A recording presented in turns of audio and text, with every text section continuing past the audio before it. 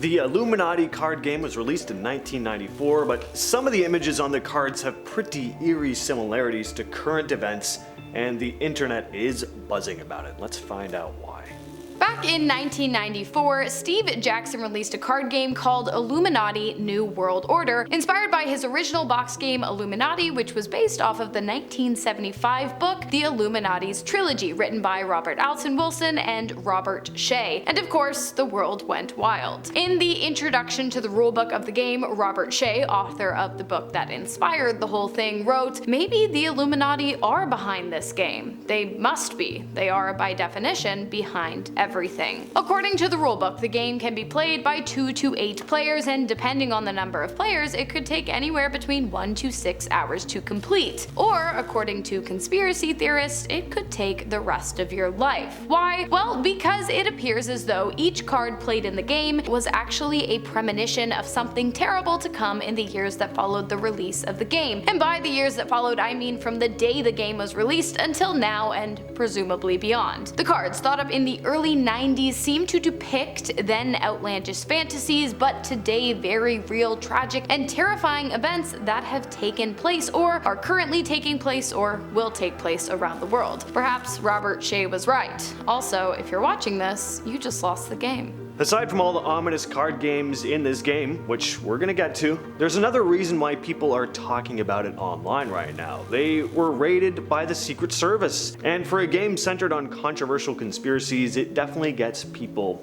thinking. So back on March 1st of 1990, the Secret Service rolled into the offices of Steve Jackson Games in Austin, Texas. They swooped in and took a bunch of hard drives and documents, some of which were about the board game they were making. Now, your first thought might be that the government was trying to cover up some deep Illuminati secrets that the game was about to expose, but that wasn't actually the case. The real story is that one of the guys working at Steve Jackson Games, Lloyd Blankenship, was also a hacker, and he ran a message board that had posted some stolen files about how the 911 emergency system worked in the US. The Secret Service got a tip about this, got themselves a search warrant, and raided the place to get their hands on those files. So, still pretty interesting. Perhaps one of the scariest cards included in the game back then would be the one where, across the top, written in big bold letters, it reads, "Every year is worse." I say this is the scariest because, seeing as we are currently looking down the barrel of a possible third world war, irreversible and detrimental climate change, and a global economic crisis, how the hell could things possibly get any worse? Let's see what the card has to say. "The earth is degenerating today. Bribery and corruption abound. Children no longer obey their parents, and every man wants to write a book, and it is evident that the end of the world is fast approaching." That's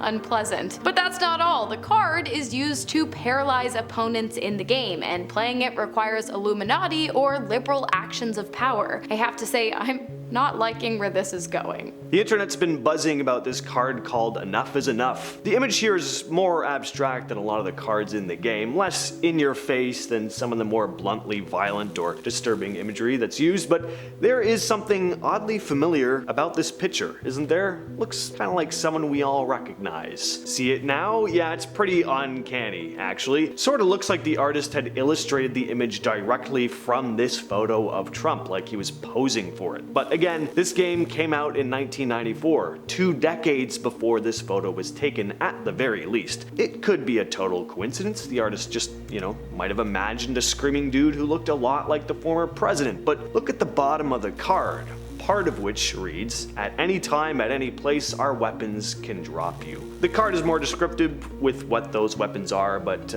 due to YouTube guidelines, I gotta make it more general. Point is, once again, this one feels eerily similar to recent events. You know what words I never want to see together ever, especially in the context of a card game that predicts the future and supposedly aligns with the values of the very few global elites that don't really give a rat's flying feather about the masses. New World Order and global warming. Yep, it's pretty unpleasant, especially when you take into account that in the context of the game, the card is essentially played by a member of the Illuminati in an effort to change the way the entire world is structured, both geographically and politically, physically and also socially. The card reads, how about some nice beachfront property in Kansas? Kansas. For those of you who don't know, Kansas is landlocked and about 1,066 miles away from its nearest coastline. The card also says, the seas rise. All currently coastal places lose 2 power and all non-coastal places become coastal. And to top it all off, there is a picture of the Statue of Liberty and the Empire State Building almost completely submerged underwater. If New York is on your bucket list, you might want to start planning your trip now. If you live there, I'm sorry.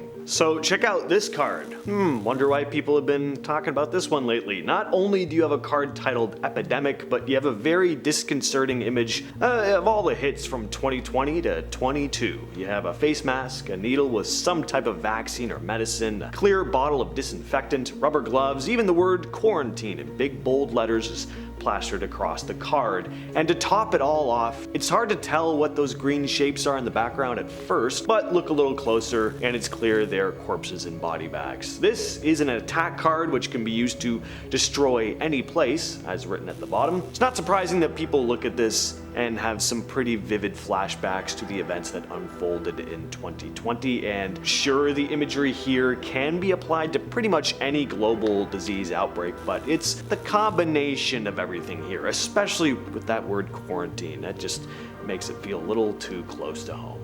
This next card is not great, and by that I mean it's really bad. It is the Terror Nuke card, and I think we can all agree what major event it appears to be depicting. The card reads, play this card at any time to give +10 power or +10 resistance to any violent group you control. If you believe the conspiracies regarding the devastating event that took place on September 11th of 2001, those words should literally terrify you, because it insinuates that the Illuminati were in control of whatever group did the terrible thing they did, which I cannot explicitly say because I don't want to get kicked off this platform. Now, I also want you to keep in mind the fact that these cards were illustrated and printed in 1994, 7 years before that event took place. The artwork is uncanny. Still think the Illuminati isn't behind this card game? Maybe think again. This is the moon-based card. People have been sharing this one around for a couple different reasons. For one, the card depicts what is clearly a man-made structure built on the moon. To some, this is just science fiction. To others, this card is just an illustration of something that actually exists. A secret base built on the moon, which might look like this. This image here was taken on one of the Apollo missions. It's often dubbed the castle. Looks a lot like the image on the card, doesn't it? So it's pretty clear that the artist took inspiration from this real-life image for the art on the card. But another reason people are talking about this one right now is because there are currently plans to set up a structure on the moon. The Artemis program is in full swing, planning a series of manned missions to the moon starting in 2026, which will be the first since Apollo 17 in 1972. And then there is the Orbital Mind Lasers card. Yep, it's a real thing, kind of, in China. According to a report published by the Washington Times in July of 2023, China is currently in the midst of developing high-technology weapons designed to disrupt brain functions and influence government leaders or even entire populations. Yeah, we're doomed. And the Illuminati card game called it. The Orbital Mind Control Lasers card reads, by using lasers action you may add, remove, or reverse an alignment of any group in play, and the change will last for the rest of the player's turn, which to me basically translates to, when the Illuminati decides it's China's time to shine, they will, until it's decided otherwise. Better start brushing up on your Mandarin now, because soon you might not have a choice. Here's another card that feels like it's more of the zeitgeist of today than it was back in 1994. Here we see a dude clearly freaking out while wearing a pair of VR goggles. The card description features probably my favorite sentence in all the cards I've seen, reading, all over the world computers get weird. Combo of the VR goggles and the computers bugging out thing definitely taps into our collective fears of computers and AI taking over. Like, sure, people worried about this sort of thing back then too, but never has this been more relevant than today. VR, artificial intelligence, those were in the realm of science fiction for most people back then. Today, it's a reality. Let's just hope computers don't get weird in the near future, at least not any weirder than they already are. What a fun looking game. I want to get some of these cards. Some of the images are great. They sell them on eBay for quite a oh my God. pretty, Go for a lot. especially the more dark and twisted ones. You guys, we hope you enjoyed this. Please stay safe and don't let the Illuminati get ya. Catch you next time. Cheers.